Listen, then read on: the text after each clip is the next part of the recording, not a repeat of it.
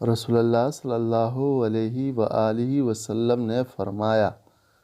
حضرت عائشہ اور حضرت عبداللہ بن عباس نے بیان کیا کہ جب نبی کریم صلی اللہ علیہ وآلہ وسلم مرض الوفات میں مبتلا ہوئے تو آپ صلی اللہ علیہ وآلہ وسلم اپنی چادر کو بار بار چہرے پر ڈالتے، جب کچھ افاقہ ہوتا تو اپنے مبارک چہرے سے چادر ہٹا دیتے۔ آپ صلی اللہ علیہ وآلہ وسلم نے اسی اضطراب و پریشانی کی حالت میں فرمایا، یہود و نصارہ پر اللہ کی پھٹکار ہو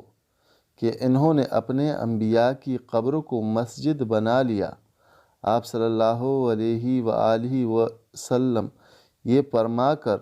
امت کو ایسے کاموں سے ڈراتے تھے۔ حضور نبی کریم صلی اللہ علیہ وآلہ وسلم نے ارشاد فرمایا، قیامت کے دن بندہ اس وقت تک قدم نہ اٹھا سکے گا جب تک اس سے 5 چیزوں کے بارے میں سوال نہ کر لیا جائے۔ عمر کن کاموں میں صرف کی، مال کہاں سے کمایا،